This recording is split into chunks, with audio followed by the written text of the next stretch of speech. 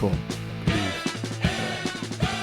Hello, everyone. Welcome to Get in the Garage. We're a music podcast for music lovers. Today's episode is going to be fun and jam-packed for you. We have a couple music reviews, some music news. Stay informed, as Luke normally says. Please be sure to like, comment, and subscribe, and enjoy the video. Luke, who is our special viewer for today? Oh my gosh, I have not really thought of this right now. I'm on the spot. A farmer today. Oh, I like it. Someone who farms. Okay. or a gardener, which is a small farmer. Small farmer. It's a farmer of flowers. Oh, I like or this. potatoes. Okay, Or Or potatoes. strawberries. like this. Or strawberries. Gardeners, Okay. farmers. Tell your local arborist. Oh, good okay. word. Arbor Day is Good coming word. up, guys. Is it? Did you know Arbor Day and Earth Day are two different days? I did. It's like did not. It's like combined forces at this point. It's a losing battle. Combine forest is, Oh so my to speak. God. This podcast is for the birds. Let's hit the theme song. Oh my Bang, gosh. bang, bang. I'm not behind the computer. I can't hit the theme You song. can still rock out, homie. I'm listening to Steely Dan Gaucho on repeat today. Yeah. Join the club. Join the club. Right on. So, Luke, what do we have for today? Okay, we have the new album review by Daniel Caesar, and then we are doing the new album by Ellie Goulding. These are the two album reviews we are doing. We are doing music news. We are going to get into it right now. Here's music news. Wow, Wow. that was wonderful. Hey, I have one. NPR's Tiny Desk video series on YouTube. Of note, this most recent episode was done by Fred again, who's a British producer and songwriter and electronic music guy. Check it out. It came out on Monday, 2 days ago, and it is like one of the best NPR Tiny Desks I've seen in a long time, and I watch almost all of them. And he's like known for kind of doing live looping of samples of people singing and speaking. And on this Tiny Desk, he also plays like marimba and xylophone and vibraphone and piano, and he's doing his live looping, the drum pad stuff, and it's sick. Check it out. Interesting. I will definitely check that out. I've not watched them a lot. The ones I've seen are usually the ones that Jeffrey was like, hey, check these out. So I will be definitely checking that out. It's going to be cool. I'll put a clip of it down here. Yeah. Awesome. The Library of Congress every year preserves songs and musical recordings for the preservation and cultural historical significance of our country, and to document what that meant to us as a society. They induct new songs and albums and recordings every year. Some of these are like speeches too, historical speeches of this nature, audio documents. So we have like a little rundown here of some of the best things that are getting inducted this year. Jeffrey Some has highlights. some of note.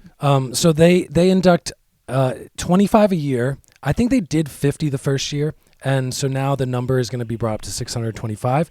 These are either albums or singles of music. The Library of Congress, National Recording Registry also, as Luke said, collects speeches and poems and stuff like that. But this is like another separate little branch of songs, recordings, singles, albums. Some album highlights for induction this year. Crosby, Still, Nash & Young's Deja Vu. The Police's final album, Synchronicity.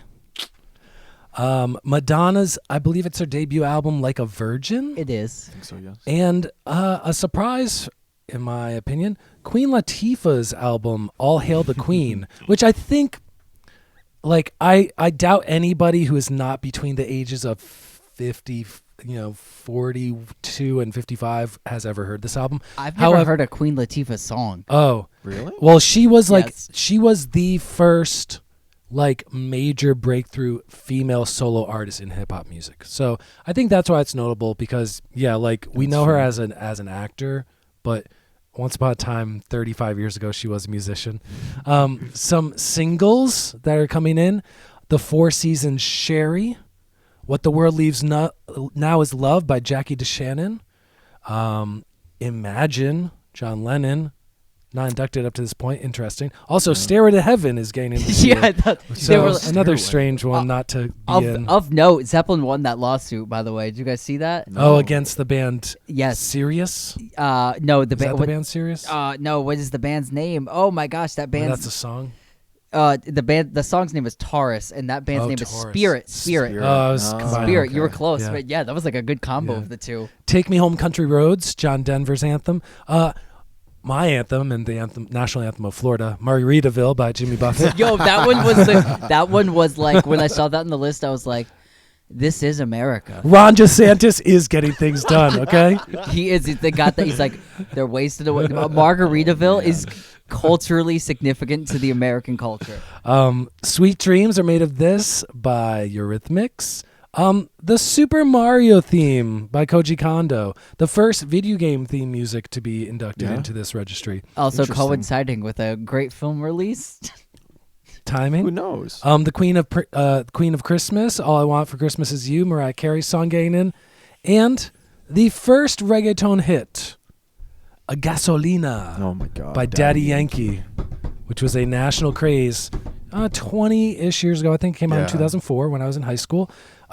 So those are some of the highlights. There's a couple other ones. There's a mariachi album of recordings from 1907 to 1909, which I will have to check out. That mariachi recording was for the president of Mexico before the Mexican Revolution. That happened like Interesting. a week Wow. later after that performance was held at like the presidential like palace. Wow. So I thought that was pretty Wow. interesting.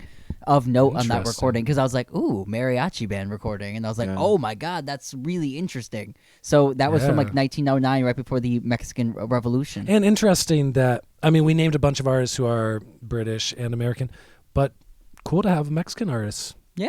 Yeah, I think recognized. so. And Puerto Rican, even though it's part of America, Daddy Yankee. So Yeah, the Daddy Yankee was also very like America now. I all summer long it's just reggaeton beat going by my house, and I love it. It brings me great joy, and Yeah. it like makes me really happy to hear people enjoying their reggaeton in such a way. So, Daddy Yankee. it has taken the title from like 90s hip hop of the music that is most loudly played in vehicles, reggaeton. Oh yeah. It is- Oh yeah. Oh, so Some homie loud. in a Honda Civic. It hurts just some of those going 15-inch straight speakers. down. You hear the Yeah. car, but yes, Door panels falling off. One cool thing I noted from Yeah. this is Carl Sagan Pale Blue Dot, which is a speech. Oh, sure. We didn't talk about that much since we're really focused about music, but that's a really cool speech from Carl Sagan if you haven't checked it out.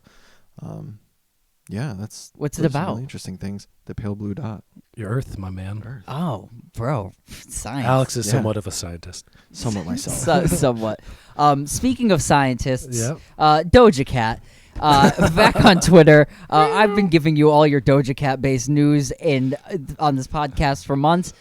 Stay informed, everybody. I don't know what else to tell you. Doja Cat has a problem with the blue check mark.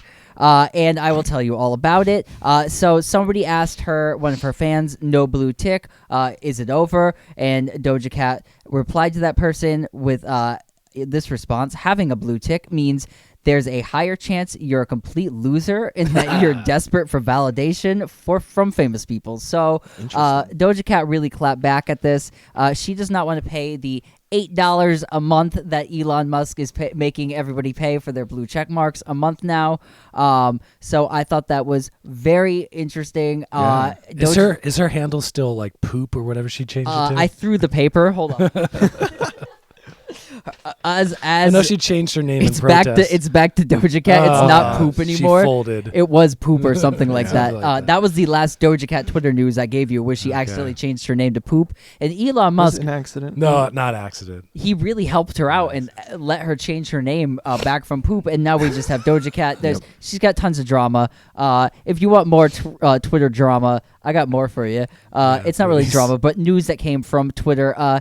If you guys heard, Diddy was on record as saying that he has to pay Sting $5,000 a day for Whoa. every breath you take. Yep. The sample of "I'll Be Missing You," the Biggie tribute song.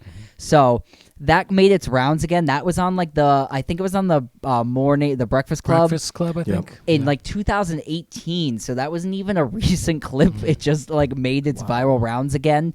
And Diddy at first responded with saying, "Yup, it's 5,000 a day," like on Twitter, but he was being hyperbolic and he was joking, and all the artists were joking. Sting is a songwriter on that, and in all of this drama, we did find out that Elton John was the person who told Sting that that song was a huge hit and that he should go get his money. He's like, "You're gonna be a millionaire." He's like, "I already am a millionaire." And he's like, "You're gonna be twice a millionaire." You're gonna have $4 million. So Sting has made a lot of money off the song, he has said, and Diddy said he was joking and he does not pay him $5,000 a day. And him and Sting are good friends, and they hang out when they need to, I guess. And there's no beef, there's no $5,000 a day. It's just they share the songwriting royalties, and I'm sure he had to pay some kind of fee initially for not getting contact licensing. Oh yeah, and he gets a cut of whenever it's played. And oh yeah. Yeah. So, I thought that was pretty funny because they there's a lot of news with all this legal who sampled and who's paying who, and I think they played up that whole drama really well to probably even get their song some more streams, and good for them, and it was kind of like a fun little thing for them to be like, "Hey, JK, we're friends." Yeah. New today, What you got? Fire Festival 2 is coming. Oh. Fire Festival was the ill-fated festival that was supposed to have taken place in spring of 2017. And when people got there, they were like, "Enjoy your pre-made sandwiches in a Ziploc bag, and you're going to stay in FEMA tents." The guy who organized that, Billy McFarland, announced, I believe it was today, that Firefest 2 will be going ahead. They're planning it. He got out of prison last year after serving 4 years of a 6-year sentence for multiple counts of fraud, for defrauding investors, for paying social media influencers to spread the message about come check out this festival. And then when they got there, there is no festival. Yeah. So he still owes investors $26 million. And so he said, "I will be putting on Fire Festival 2 because I have to make money." It's the people I wronged, it's in their best interest if that is successful, so they can get their money back. What kind of pyramid scheme is this, man? Oh my god, this feels inverted. This is a so pyramid bad. on a pyramid. This feels so bad. This feels like Woodstock 99 on an island. Oh, and he's gonna profit. Yeah. Do you think- don't think he'll make. I don't even think he'll make close to 26 million He's off not of the gonna one even break festival. even, though. But this is gonna be a dude who I wouldn't be surprised if he is putting on a Fire Festival for the next 50 fucking years. Oh my god. Do you Because of think- internet notoriety and all this Do bullshit. you think this is the birth of his second act? This is his God. birth of the Bill Graham. This guy's your of the age. 21st century. He's my age. Yeah, he's 30. young. Yeah. Oh, Yeah, so if anybody, you haven't seen anything on Fire Festival, Internet Historian does a great video breaking down a lot about Fire Festival, its pitfalls, and really everything that was wrong with it, which was literally everything. bologna It was a and disaster. cheese Yeah. sandwiches. Yeah, the That's tents what I on the remember. ground. It was so Yeah. poorly organized. Ja Rule was the headliner. That's That's all- that's all it's you need going to know. wrong. not good. Bad. So bad.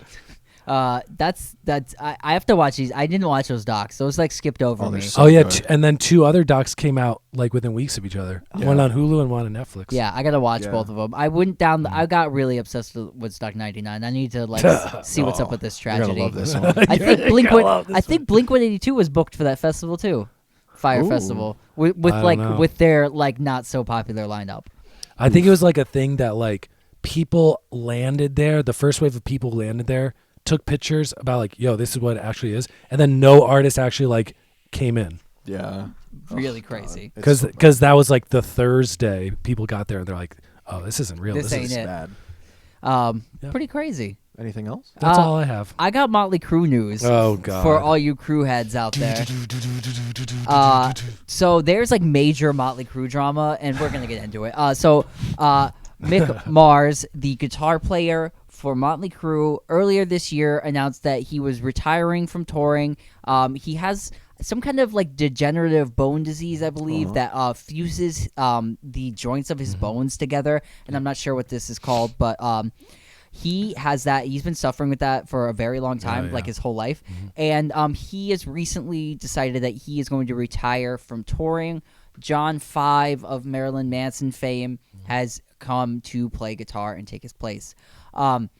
So, that being said, Mick Mars is a 25% owner holder in the corporation that is Mötley Crüe. So this band is a corporate entity. It's like a business. So he's 25% stake owner with Vince Neil, Tommy Lee, and Nikki Sixx.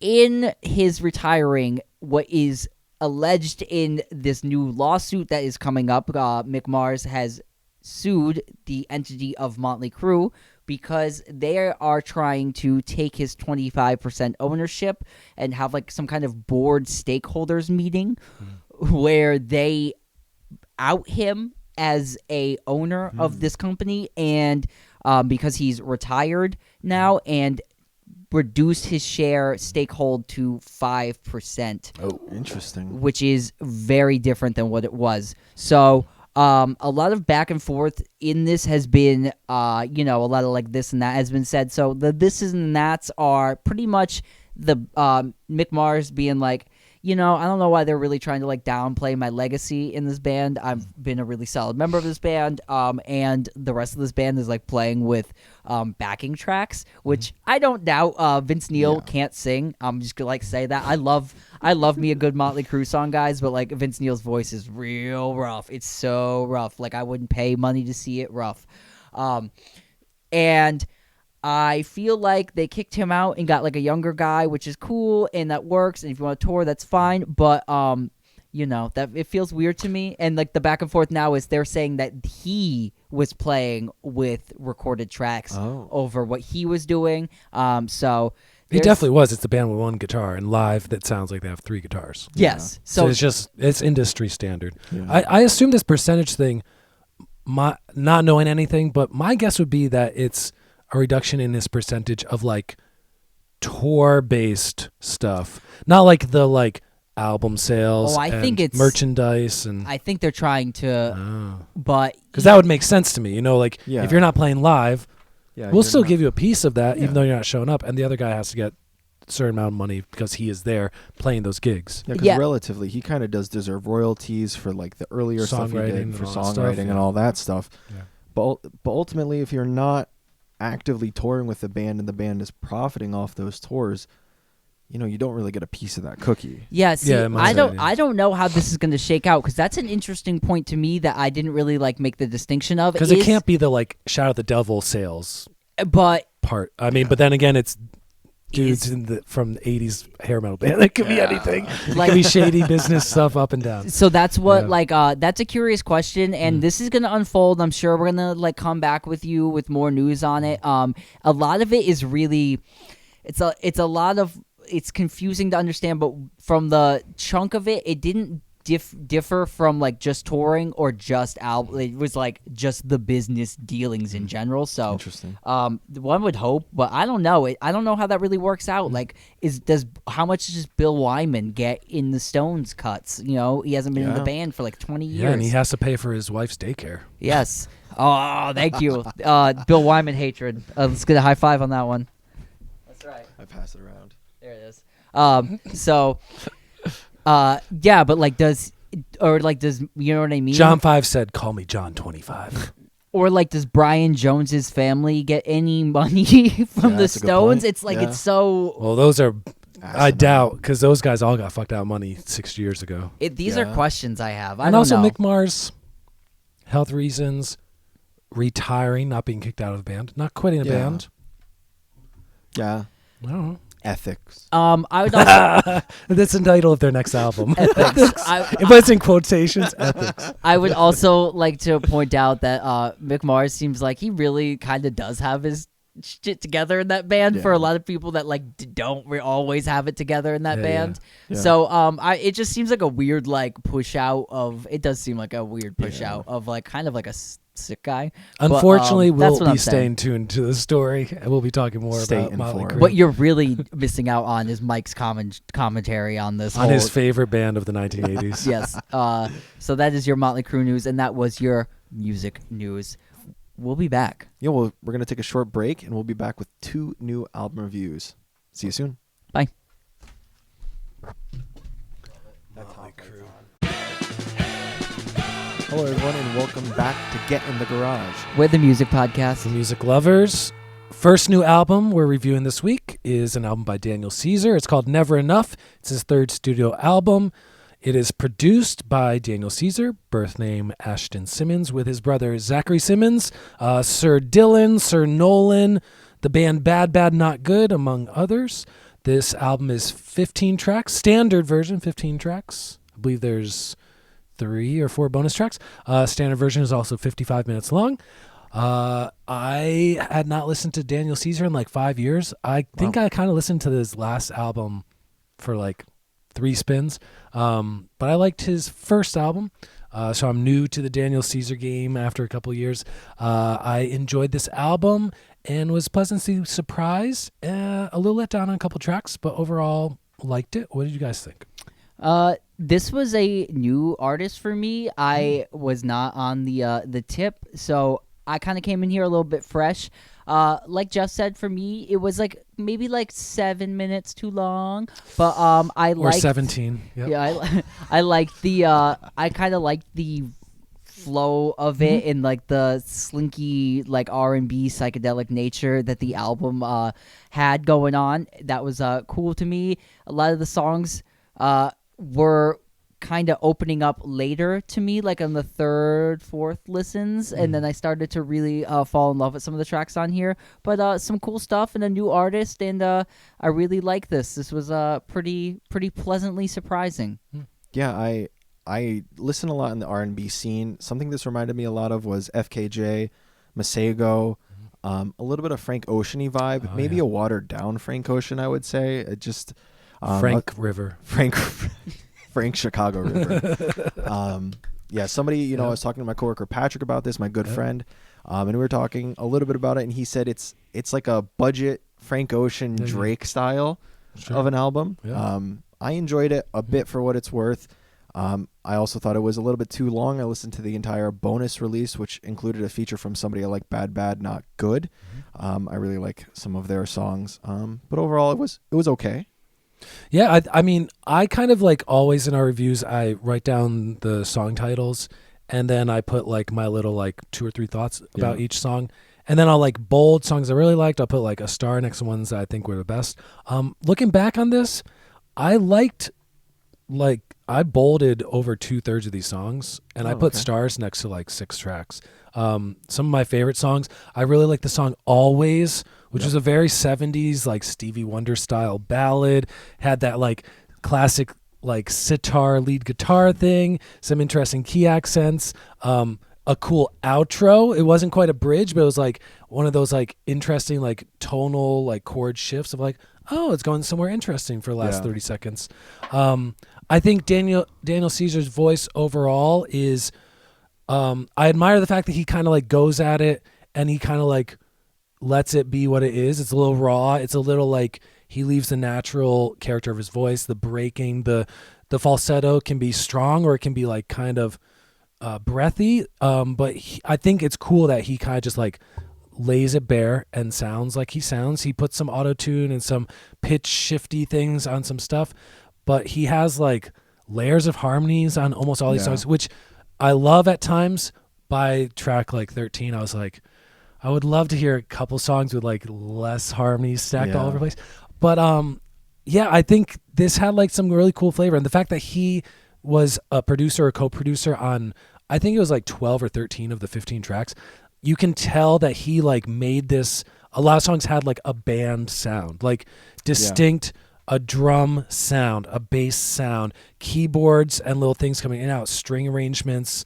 I think it was like very layered and very it wasn't all like one flavor of R&B. Well, it was kind of shapeshiftery. Like you said too, I love that you're saying that because like Always to me sounded like one of those like 70s country soul songs, a little like, or maybe even like one of those 90s songs that could like cross over like pop to country, like a couple did in the 90s. And I really liked how for me that had like a Stevie Does like soul country feel, and I like that. I also, like you said, like songs had band feels to them. Do You Like Me had that like cool like melty guitar solo, like Oh, yeah, yeah.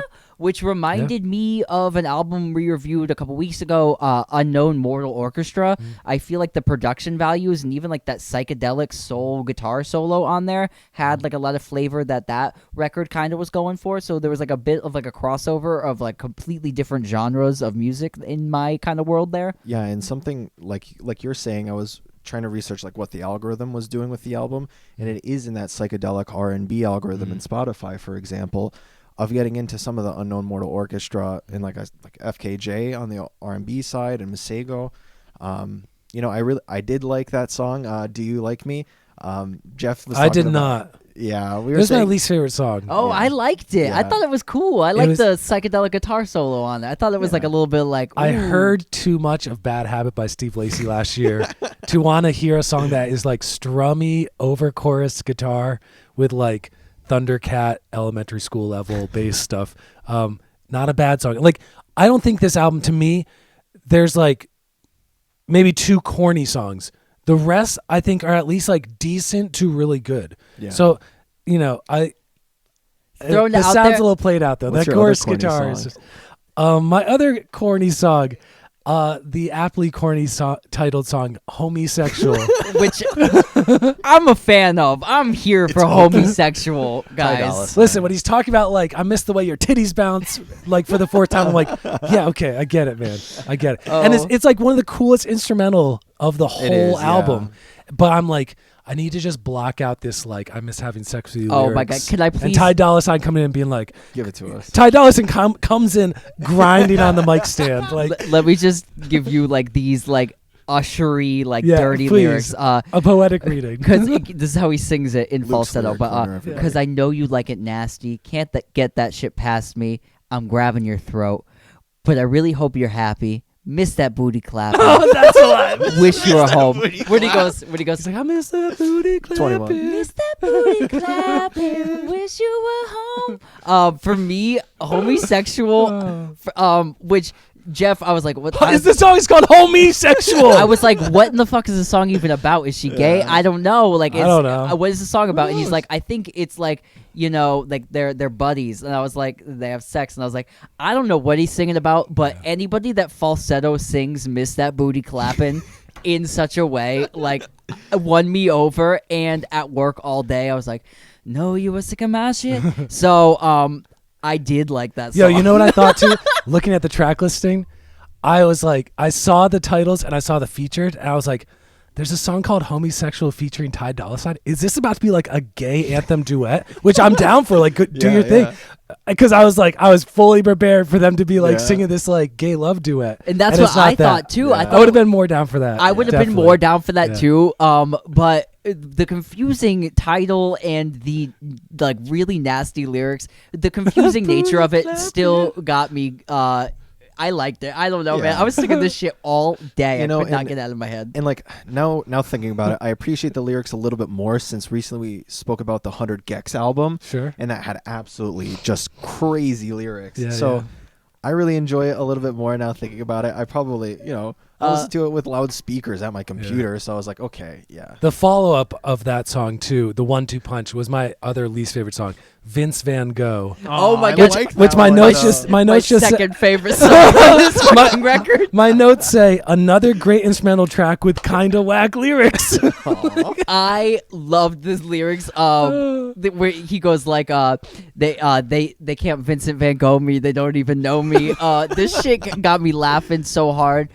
This is the nature of the record I liked, where it was Yeah. more playful Yeah. and open. And then in the middle of the song, he has what could only be described as a musical psilocybin trip, where he goes, "The psilocybin's kicking in," Yeah. and the octave on his voice drops like 5 octaves, Yeah. and he just starts telling you the sage wisdom of the sacred mushroom, which is "ain't nobody love you but your mama," which is some true shit. And then he lays you back with some like another smooth verse, and then it goes back into it at the Yeah. end. This album does this a couple times actually. There's a couple songs on here where he A song starts like that. yeah. Kind of like when the like I forget what song it Is was. it Pain is Inevitable? It was l- I yes, think it was It is late. Pain is Inevitable. Because that's yeah, the one yeah. that Yeah. has the string entry, right? Or yeah, I think and so. it kind of starts slow. I'm not sure.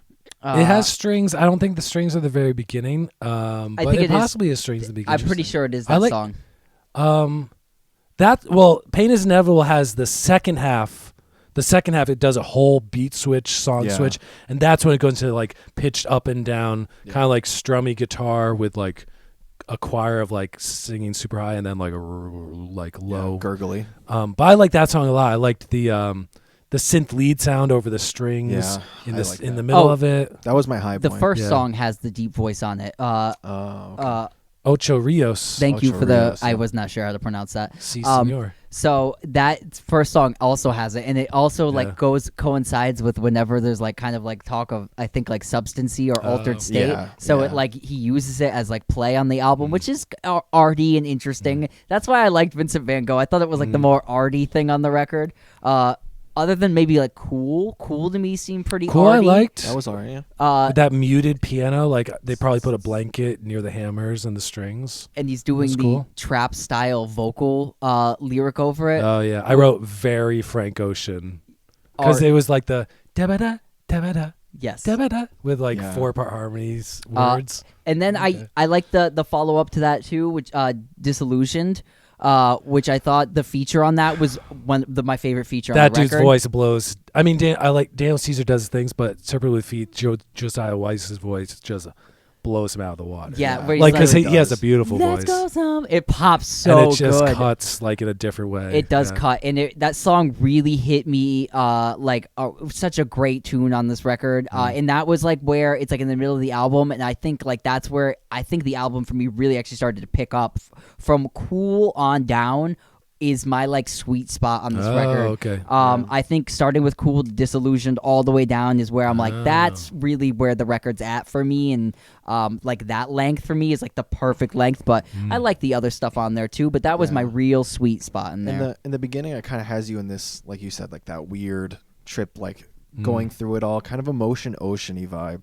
That's where I felt Yeah, like the beginning really Yeah, got. yeah. And You're then the right. ending, I was like, okay, it's like upbeat, I'm More happy, sure we're of himself. joking. Yeah, you're sure of yourself. You've come through this process. But yeah, I thought the production quality was really good overall as well. Yeah. Do you want to go over some ratings? Yeah. I would say couple skippables for me, but even the skippables, I kind of like the instrumentals and I can tune out the lyric stuff. I want it to be a little higher, but I'm gonna say it's an 8. I'll say 8.5. Okay. I liked a lot more of it than I didn't like. I'll say 8.5. Late night 8.5 though. This is not. I listened to this again this afternoon and I'm like, this, especially the front half, which I liked the front half more. You cannot play that shit at noon when it's 75 no. degrees out. You're just in this woozy like, I'm in my feelings. You're like, oh, okay. But yeah, Yeah. I'll say 8.5 because I thought it was very strong. It's a little long. I'm saying 8 then. It's a little long. It's a little long. it's an 8 from It's an Jeff. 8. It's an I 8. respect that. Yeah. He's closed the door. Yeah. It's an 8. Yeah. I can go next. Yes. Yeah. I do have Daniel Caesar on some of my playlists where I have more R&B grooving style beats, and I kind of went into it thinking it'll be a little bit more like that and was pleasantly surprised by it. I also agree it could have been a few tracks shorter. I listened to the full bonus, which was like an hour and 5 minutes in total, I believe. But the overall 54-minute, like I said, a little bit shorter. I'll probably go on the side of 7.5 for this. I think it could have given me a little bit more. I'll likely listen to it a few more times, but I'll definitely pick and choose my tracks out of it. I'm very strong on where Alex is on this. I was gonna go 7.8 because I kind of the songs even like I didn't really like love. They were still groovy to me and like weren't like bad. They just made the album a little longer than I wanted it to be. Everybody check out Homosexual. Tell me what you think about that shit in the comments section. Is it weird? What's it about? Check out the song "Shot My Baby" too. Oh my That's god! good too. Talk about Yeah. country. Yeah, we didn't even talk about weird that. New R&B thing. I thought that was like a new aged Hey Joe, which Sure, I yeah, thought yeah. was cool, man, because Yeah, I was yeah. like, oh, he's like doing like the Hendrix thing, but it's Yeah. like in the new style. Yeah. And that was cool because I thought that was like a blues like trope where you take like the Yeah. old lyric and make it new again. That was in my top 3 or 4 songs. Yeah, that song was dope too. Check that out. What did you think about that tune? I kind of like this record. I was gonna give it 7.8. I'm gonna stay there. 7.8 for me. homosexual. Now we're going to move on to our next album review, which is Ellie Goulding, Higher Than Heaven. This is a 52-minute long album. I'm not sure what number album it is for her. Her fifth. Sure. Alex spent 52 minutes. I spent 37 minutes because I didn't listen to the bonus tracks. Oh, I did 52. Oh. Okay, well, you there. guys can discuss the bonus tracks. Fifth studio album. Oh, fifth studio album. Yeah. Okay. And it has a more dance poppy vibe. She has a lot of bigger hits that also have this vibe. I enjoyed it. I had some high points, some low points, some slow jam pops really caught me in my feels a little bit. But overall, what did you guys think? This was a new artist for me. Jeff suggested we review this record. I looked it up, and Ellie Goulding is a artist that's more popular in the UK, and I kind of checked out some of like the hits in between there, and I like the style. This record, like he said, was more of like this cool Euro pop centric, like dance bangers, dancing when I'm sad, dancing when I'm happy, dancing on all sorts of the feelings. And overall, I was kind of on the train for this album. I liked the style of pop production, which is more in the, like, my reference point is, I say it a lot on the show, but it's like more in the Robin style Euro pop from like the earlier 2010s, aughts around there. So I thought that maybe some of this could have used like a slower jams. A lot of it was like kind of like pounding the BDMs, even though like some of the topics were like a bit of like the slower ballady side. So I liked it. What did you think? Yeah, she said in interviews about this album coming out that this is her least personal album, and she just wanted to kind of like play with the universal themes of living and loving and losing and overcoming. I purposely like don't clue into a lot of the lyrics. Okay. This was a very dancey album. Like the least dancey track was probably the closer, the song "How Long" on the standard version, and even that was like strummy and had enough of a pulse to kind of be a dance song. But the first 10 songs are just like pretty electro, like Luke said, the Robin type of thing, the very 80s synths and drum machine things that like The Weeknd makes his money off of using those types of sounds. I was going into this thinking like, okay, another dance pop album by, a woman in her mid 30s. We've done like 5 of them in the past 5 months. 6 months, yeah. We've done a lot. And I was just like, okay. And Ellie Goulding, as far as pop voices, she is one of the pop voices that I don't like, because she has this quality in her voice. So her biggest hit came out a lot longer ago than I had thought before researching this album. The song "Lights" has this like such high, like there's such a high content in her vocal delivery. It's very like breathy and wispy. And especially like if you listen to her music on just like the phone speakers, it like almost hurts your ears. Pierces, because so I listened to the first couple tracks just like around the house out of my phone, and I was like, oh no, I can't do this. But I put headphones on, it got warmer, it got fuller, it blended with the music better. I think her voice, after listening to a bunch, what really made me go, oh, this is the sound. It's that like perpetually adolescent voice of like how Michael Jackson sings. Where he kind of, even in his like mid 30s, sounded like a 16-year-old, like kind of you fake up the higher quality of your voice. Like I'll say like on even like a tag on like Easy Lover, which goes lover, like oh my god, that, instead of like it on like songs like that, it's more of like a younger person's feel and how you would sing it. And that song sounded like it was off of Michael Jackson's Dangerous from 1991. How do you think it kind of compares to like recently we did The Boy Genius? It kind of reminds me a little bit of Phoebe Bridgers' voice does dance pop. Yeah, Phoebe Bridgers has that like throatier thing. Yeah, but it is the same kind of thing of it's headphones necessary because there's so much. I think it's pushing a lot of air because that's where a lot of that white noise sound in the vocals come from, is from singing like when the lights come. You could hear the like hiss on everything. I thought musically though, like this was produced a lot of tracks by a guy named Kaz who works with Dua Lipa. That's what you could hear that. Okay. he produced like half of Future Nostalgia, Dua Lipa's album. Greg Kurstin produces a handful of tracks. Yep. Greg Kurstin, we've talked about a bunch recently, produces for Adele, Sia, Pink, Kelly Clarkson. Andrew Wells produces a little bit on this, amongst others.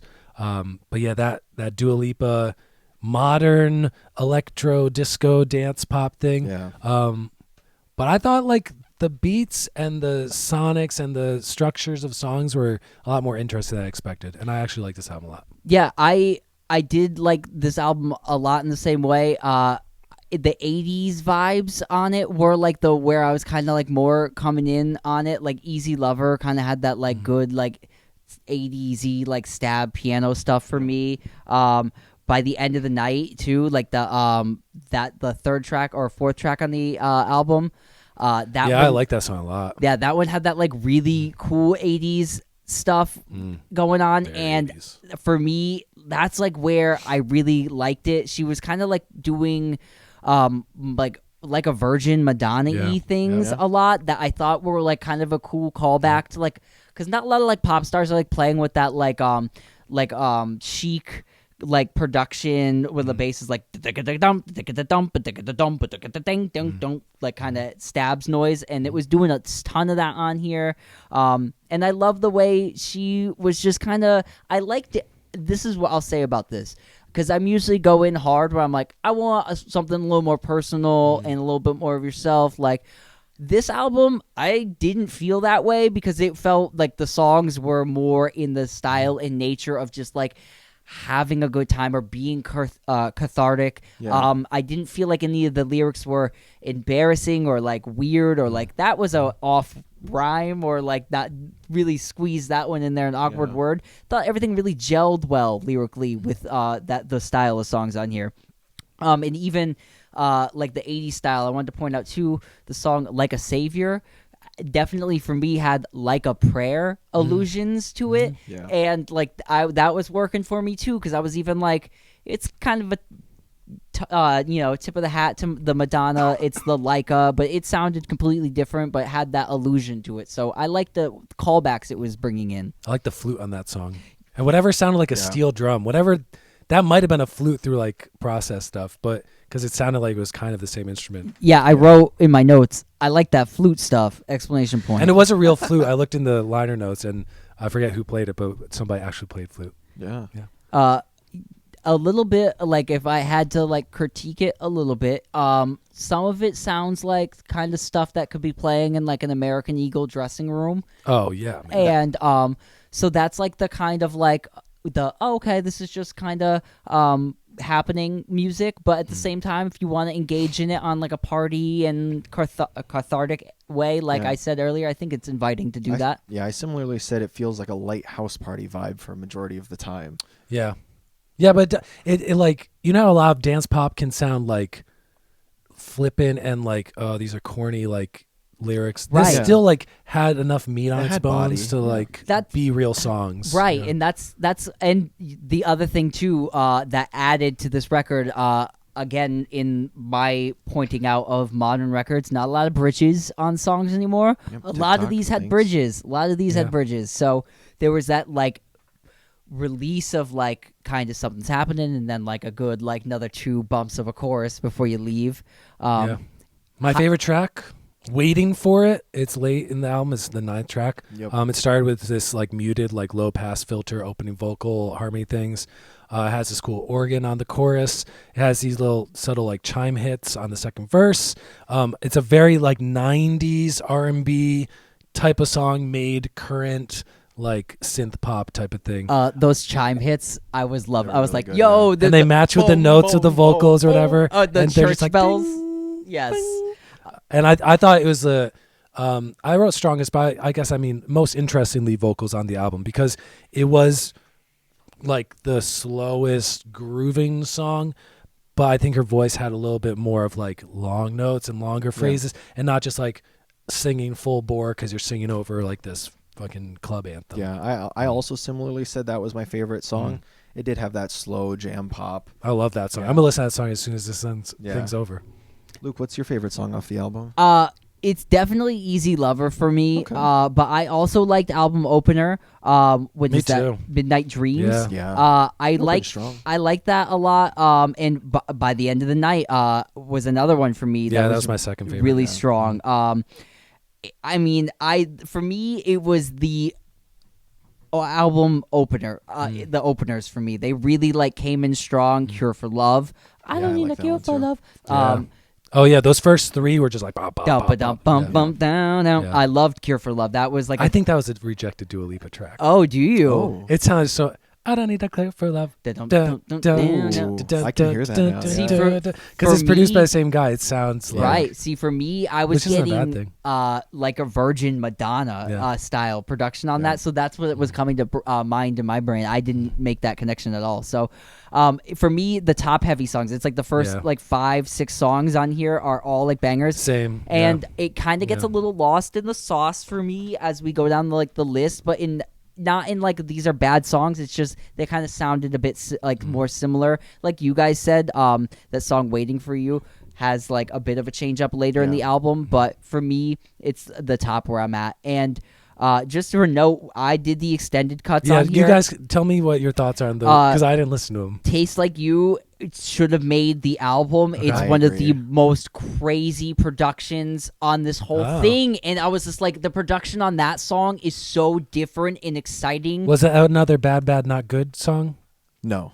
Oh no, I'm sorry. That they only worked with Daniel Caesar. Yeah. Yes. But yeah, for me, like that song, I was like, why didn't this make the record? And even Better Man was really great production that I thought, and this is the reason I thought they maybe ended up on the deluxe version, is because the production of those two songs sounded a bit more like just in a different style and like a bit more like not in the dance pop like feel of it, and it was more like, you know, different textures and switches up like in the mid song. So Yeah, I think very similarly of that. I would like to see Ellie Goulding's opinion on that and what she says about those few songs, if there is one out there, because I do think Taste Like You should have made the cut, but it's not similar to the dance pop vibe, just because it has that. I don't know how to describe it. More slow. but didn't it make? But you put it middle of the record. Don't you think Yeah. it makes it like more? Yeah. More textured, a bit more like nuanced, a bit more Yeah. flavored. It could have been like a nice record like Haver. So between me and you, I'm at the 32-minute mark record where that's at is gold. That's like solid, such Yeah. a great release in its own right. The way it is, fine. I love that, and that for me is like a really good version. But and the 52-minute version for me is way too long. Yeah. So that being said, that's like way too long of like all those like dance pop flavors for like an hour, 52 minutes straight. It's like an hour straight is for me a little bit too long. You take a couple of those tracks and you mix them in and take maybe one or two out. For me, that's like the really gold standard. So that's just me like playing around with my own track listings. Do you guys think that those songs should be added in? Do you think they're extra? Do you like the album in its straight format as it is? And of note too, on Spotify at least, you can't even listen to this album in its 32-minute version. It only is coming in the deluxe version, which is more standardized to the classic CD track listing time restraints. So all that very interesting of note. Yeah, and I know you said Easy Lover's your favorite song on this. You know, shout out to Big Sean. He was the feature on that one. I do think he played a good part on it. Same, I'm not the biggest fan of Big Sean, Yeah, but same. he held his I saw own. the name and I went, God. Ellie Goulding was hot 10 years ago, so was Big Sean. This is bad. It was a good pairing, though. Yeah. He did his kind of like the low-key, understated thing. Yeah. It was very much like how there'd be rap features. It reminded me of the Heartbreaker feature by Jay-Z. Big Mariah Carey song from like 2000, 2001, where he just comes in and he does a little flavor for 30 seconds and then gets the fuck out of the way. Yeah. Like, I also wanted to make note on Easy Lover being my favorite song. Other reason why it was my favorite was the wordplay on Easy Lover. Yeah. You didn't make it easy lover. It was easy lover. I'm looking for an easy lover. Just every way she played with the play on words of easy lover for me was really great in a dance pop song like that, and of kind of like high lyrical play that's not really getting touched on most songs of this nature. So really liked that touch on that. Hit us with your ratings, Luke. I am gonna go 7.5 on this record. As I said, the first half was really great. The second half kind of was a bit of like retread of the first half for me, but I really liked the songs and they were all strong. And if it's on, they weren't like, ooh. So 7.5 for me, strong record, and I liked it. Really, really, solid release. Yeah. I can go next. Sure. It's not necessarily my flavor anymore. I don't listen to a lot of dance pop. I may listen to it again in the summer if I throw like a small house party, have a charcuterie board, and we're having a good time. I don't know, who knows. So I'll probably go with a 7 for this. It wasn't it wasn't everything I was looking for. I think if Ellie Goulding may have pulled some of the songs out of the bonus, like we said, put them up in there. I think it really could have been a strong 8.5 for me. But yeah. I was very pleasantly surprised, and I liked a lot more of this than I thought I would going into it. So I'm going to boost it up a little bit because I was like the unexpected hit thing, and the fact that I actually really like this 80s pile of synths and drum machines type of sound. So I'm going to give it an 8.5 because I thought there were, out of the 11 tracks I listened to, there were probably 2 weak ones. Maybe I just tainted myself listening to the entire bonus. Maybe if I cut it short, it may have felt a little bit better to me. Let me tell you. Yeah, because that 11 tracks I was like, this is fucking sick for 35 minutes. I listened to it both ways. I listened to it in the 32-minute version. I did not. And it was so much better than the 52 minutes is just too long of this. It's just too much of it. It's it's like a meal you've eaten too much of. You're like, oh, I'm just too much full. shepherd's pie. Yeah, it's just too good. And it made me think, sometimes you listen to an album and you're like, oh, this sounds like this, and I want to go listen to this now. But I listened to this and I went immediately and I listened to the Dua Lipa album because I just wanted more of that same kind of. I wanted the party to keep going. Bring another artist onto this stage and let's keep this thing rocking. Because I thought this was really strong. I mean, I thought the instrumentals and all that synth stuff, the Weeknd type thing, the Dua Lipa type thing, I thought it really worked. Yeah. All right, Ellie Goulding, I'm sorry. I listened to it too many times in its entire I'm sorry, length. I love you too much. Yeah, I apologize. I'll listen to it again and let you know. But everybody, thanks for listening. Yeah. If you have any opinions on the album, let us know in the comments below, please. We love the feedback. We love to chat with you in the comments. Make sure to subscribe, and share the podcast with a farmer, an arborist, a gardener. Please. Someone who puts their hands in soil like a true American. Topsoil, please. We love you guys. Until next time. Thanks for listening.